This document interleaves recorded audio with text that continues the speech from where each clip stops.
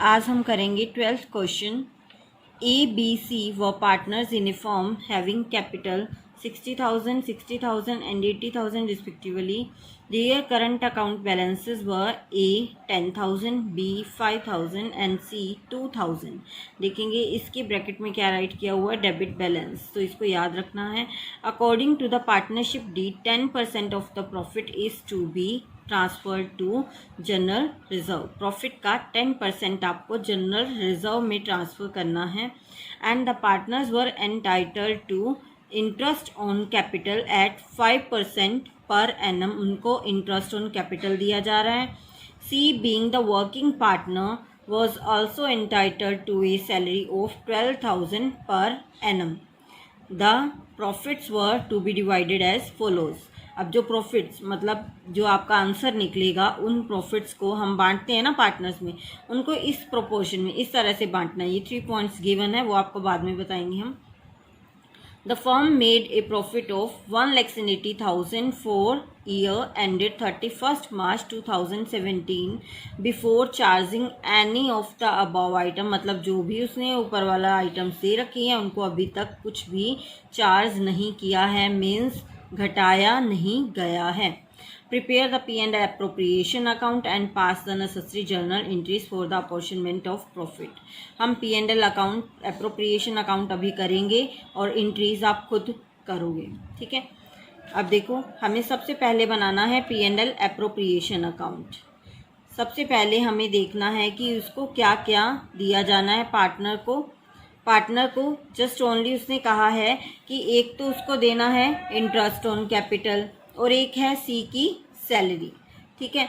अब एक interest on capital देंगे और एक सी की सैलरी हम ओके। अब देखो, हमें देना है, एक तो करना है, फर्स्ट पॉइंट इसने बोला था कि 10% ऑफ प्रॉफिट क्या है, ट्रांसफ़र करना है जनरल रिजर्व में।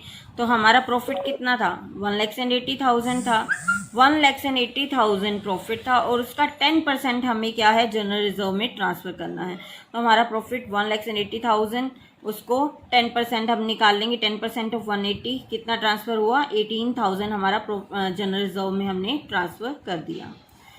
2 आ जाएगा interest on capital. Second term उसने कहा था कि इंटरेस्ट ऑन कैपिटल देना है एट 5% पर एनम, ठीक है। तो एज करंट, अब जो इसमें आपको 2 बैलेंसेस गिवन है। सबसे पहले एक तो कैपिटल का, एक करंट अकाउंट का। हमने भी पहले भी किया था कि अगर हमारे पास 2 बैलेंसेस होते हैं, 2 अकाउंट्स मेंटेन करते हैं हम, तो interest on capital, salary, commission, वो सब किस में जाता है, करंट अकाउंट्स में जाता है, ना कि कैपिटल अकाउंट में। तो हम यहाँ पे जो शो करेंगे वो इंटरेस्ट ऑन कैपिटल किस में शो करेंगे, एज करंट अकाउंट। यहाँ पे हम करंट अकाउंट मेंशन करेंगे, ना कि कैपिटल अकाउंट। अगर यहाँ पे दिए होते सिर्फ कैपिटल के बैलेंसेस तो हम कैपिटल अकाउंट इसमें राइट करते। अगर करंट के दिए हुए हैं तो करंट अकाउंट में जाएगा, ठीक है। तो एज करंट अकाउंट ऑन 60,000, इसकी कैपिटल कितनी थी, 60,000, बी की 60 और सी की 80,000। तो इस पे हम इंटरेस्ट कैलकुलेट करेंगे। 60,000 कैपिटल पे कितने परसेंट इंटरेस्ट वो कह रहा है, 5% इंटरेस्ट ऑन कैपिटल कह रहा है। 60,000 पे हम 5% कैलकुलेट करेंगे। देखो, 60,000 पे हमने कैलकुलेट किया 5%। ए का इंटरेस्ट हम कैलकुलेट कर रहे हैं 60,000 पे 5% हमने इंटरेस्ट कैलकुलेट किया। अब 5% इंटरेस्ट कैलकुलेट कर रहे हैं तो इसको कट डाउन करोगे तो ये आपका आ जाएगा 3,000। इस तरह से सिंपली सभी का इंटरेस्ट आपको फाइंड आउट कर लेना है। ए का करंट अकाउंट में 60,000 पे 3,000 आया। बी की 60,000 कैपिटल थी, उस पर भी 3,000 आया। सी की कैपिटल 80,000 थी, उस पर आप निकालोगे 5% तो आपका आ जाएगा 4,000। टोटल करोगे और यहाँ पे राइट करोगे 10,000 आपका इंटरेस्ट आ जाएगा। सेकेंडली उसने बोला है कि आपको सी वर्किंग पार्टनर है और उसको सैलरी देनी है, कितनी देनी है, 12,000 पर एनम। कितनी देनी है, 12,000 पर एनम। तो 12,000 पर एनम क्या राइट करेंगे हम, टू सैलरी 12,000 राइट करेंगे। अब हमारी और कोई टर्म हमें गिवन नहीं है क्वेश्चन में, तो हम जस्ट ओनली इसका प्रॉफिट फाइंड आउट कर लेंगे जो पार्टनर्स के बीच में हम डिस्ट्रीब्यूट करेंगे। 180 इधर का टोटल आ गया, 180 ही इधर का टोटल आ जाएगा। फिर आप इसमें से ये तीनों टर्म्स जो हैं वो माइनस कर देंगे और हमारा क्या आ जाएगा, प्रॉफिट आ जाएगा। कितना आया, 1,40,000। इस सम में डिफरेंस सिर्फ इस प्रॉफिट को बांटने का ही है। पहले हमें सिंपली एक रेशियो दे रखी होती थी, 1:1 में बांटना है, इक्वली बांटना है, 3:1 में बांटना है, मतलब आपको रेशियो गिवन होती थी, आप सिंपली इसमें डिस्ट्रीब्यूट कर देते थे। अब उसने आपको थोड़ा डिफरेंट इसमें दिया है कि आपको the first ₹20,000 in the proportion to their capital. जो 1,40,000 आपका प्रॉफिट था उसमें से 1,40,000 जो आपका प्रॉफिट था उसमें से जो पहला 20,000 है, 20,000 है, उसको उनकी कैपिटल की रेशियो में डिवाइड करना है, प्रोपोर्शन टू दियर कैपिटल्स। जो उनकी कैपिटल की रेशियो है उसमें डिवाइड करेंगे और उससे जो अगला 30,000 का प्रॉफिट है तो 140 में से ही 140 का जो आपको प्रॉफिट हुआ है उसी को ही बांट रहा है। पहले 20,000 को उसने कैपिटल की रेशियो में डिस्ट्रीब्यूट किया, उसमें से फिर 30,000 को वो 532 में डिस्ट्रीब्यूट कर रहा है। अब 140 में से 20 गया, 30 गया, जितना जो भी बचेगा उसको वो इक्वली डिस्ट्रीब्यूट करेंगे, इक्वली बांट लेंगे। ठीक है, तो ओनली डिस्ट्रीब्यूशन में ही थोड़ा डिफरेंस है इस सम में, और कोई डिफरेंस इस सम में नहीं है पहले सम से। तो अब हम प्रॉफिट निकालेंगे इसका, किस तरह से हमें डिस्ट्रीब्यूट करना है इसको। देखो हमारा प्रॉफिट है 1,40,000, इतना हमने फाइंड आउट किया है P&L एप्रोप्रिएशन अकाउंट से। ओके, 1,40,000 को आप ए के लिए, बी के लिए और सी के लिए देखो इस तरह से बांटोगे। फर्स्ट 20,000 प्रॉफिट था हमारा। फर्स्ट 20,000 प्रॉफिट को हमने किस रेशियो में डिवाइड किया, उनकी कैपिटल रेशियो में डिवाइड करना है।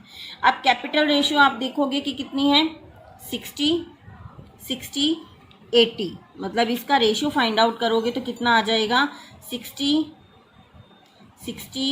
और 80।